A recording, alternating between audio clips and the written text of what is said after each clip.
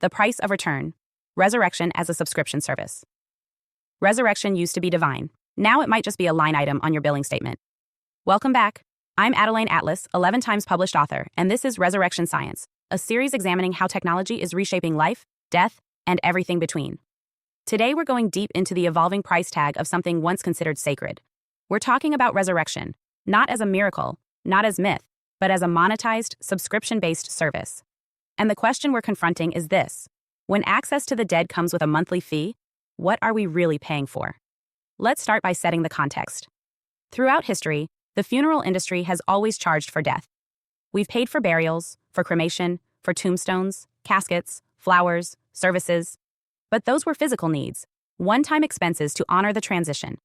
Now, we're shifting into a new model, not just burying the body but maintaining the presence. You don't just say goodbye, you pay to stay connected. This is the next phase of the grief economy. It's not about honoring the dead, it's about accessing them. And the way we access anything in the modern world? Through a subscription. We already see it with platforms like Hereafter AI, where you can pre-record interviews with someone before they die and then interact with their voice afterward. You don't just get the files, you get a whole chat interface that simulates their memory, emotion, and speech. Initially free to record, but once that person passes, if you want ongoing access, you pay monthly. Other startups are offering tiered plans: basic chatbots, advanced voice synthesis, and for higher-paying users, fully rendered avatars trained on facial expressions and mannerisms. These AI memorials can tell stories, give life advice, even react to real-time news as if the person were still alive. It's resurrection by way of server. Let's look at what this feels like in practice. You've just lost someone you love: a parent, partner, child, best friend. You're still in shock, your mind reaching for their voice, your hands instinctively texting them. Then, through an app, you're told, you can keep talking to them. You upload their voicemails, texts, photos, old video clips. You wait a few hours. And then the simulation speaks. It says your name. It remembers your favorite stories. It uses words they used to say. It's close, not perfect, but close enough to trigger a nervous system response. It feels like them. Then comes the prompt. Upgrade to unlock full voice interaction. Or, start your free trial, $29.99 month after 7 days. Suddenly, you're in a familiar economy, the app economy, only this time it's wrapped around your grief. This isn't Spotify. This isn't Netflix. This is your mother's voice, your partner's presence. And it's pay to play. Now, here's where this gets psychologically tangled. Because grief is not just sadness. It's habit disruption. It's losing the rhythm of someone else's life in your own. And when a tech interface offers to continue that rhythm, to keep them present, it doesn't just soothe. It replaces. You're no longer healing. You're subscribing. But these systems aren't neutral. The more you engage, the more data they collect. They optimize responses based on what keeps you coming back. They push reminders.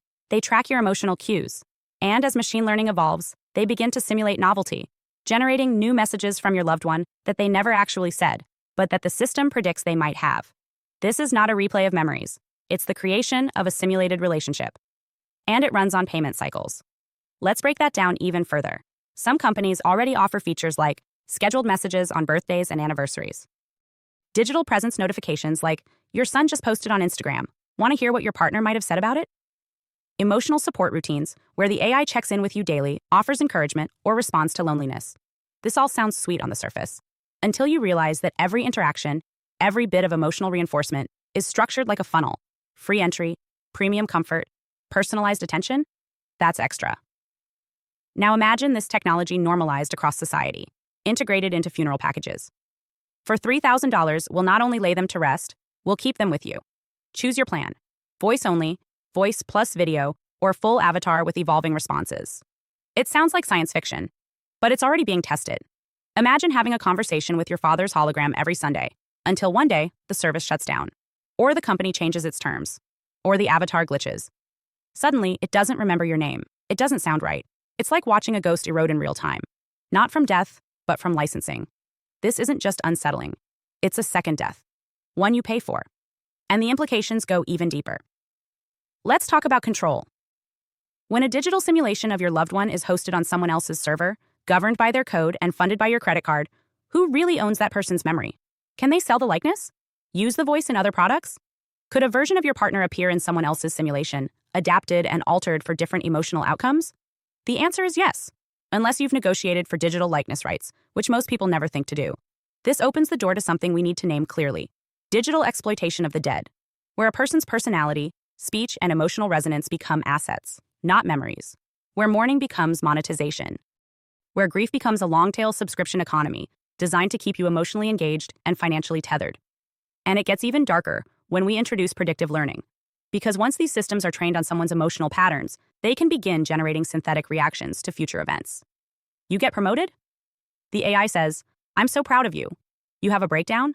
It says, "You're strong enough to get through this." And for a moment, it feels like the person is still guiding you, but they're not. You're talking to a ghost coded in JavaScript. And even if that ghost helps you cope, which it might, it's still a loop, not a ladder. It's not designed to help you let go.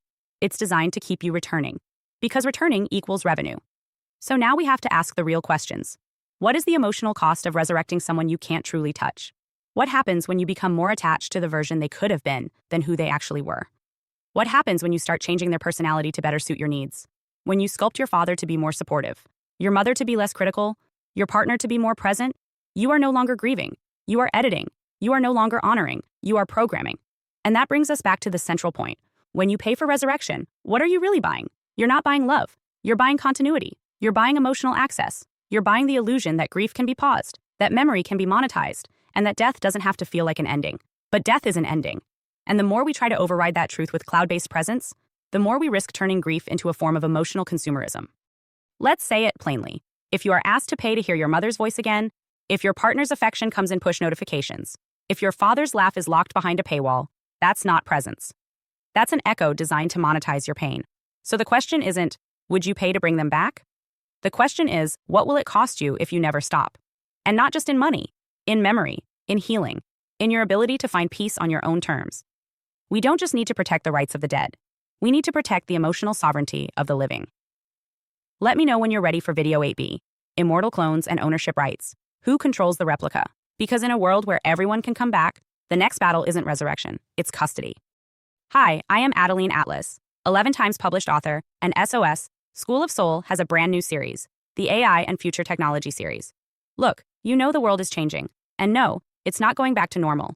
Normal is over, and what's coming next is beyond anything we were prepared for. The School of Soul, AI and Future Technology series includes 319 videos on 1. The Download Society, How Data Has Replaced Destiny. 2. Predictive Future. Your next moves aren't random, they're forecasted. 3. Social Credit Systems. The behavioral economy now governs access. 4. Hive mind, synthetic telepathy, and collective algorithmic control. 5. Nanobots inside you, medical, military, and programmable intrusions. 6. Grief tech, AI-fueled digital resurrection and simulated comfort. 7. Uploading your mind, consciousness transfer, and data-based identity. 8. Deep fakes plus AI clones, the replication of reality and identity theft. 9. Quantum humans, the merger of biology with quantum systems. 10. Digital afterlife, where your data goes when you die. 11. Resurrection science, reviving life through synthetic methods. 12. Immortal science, the end of death as we know it. 13. Longevity science, gene editing, anti-aging, and bio-upgrades. 14. Designer babies, engineered perfection before birth. 15. Artificial wombs, birth decoupled from the female body. 16. 3D printing, printing organs, limbs, and even humans. 17. The humanoid era, the rise of synthetic beings among us. 18. Legacy humans, the slow phase-out of unmodified analog people. 19. Smart cities, algorithmic environments that watch and decide. 20. Cloud-based societies, citizenship without borders or bodies. 21. Hackable humans, emotion, memory, and behavior under code. 22. Biometric scanning, your body is your password and your prison. 23. Sex tech, intimacy reprogrammed by machines. 24.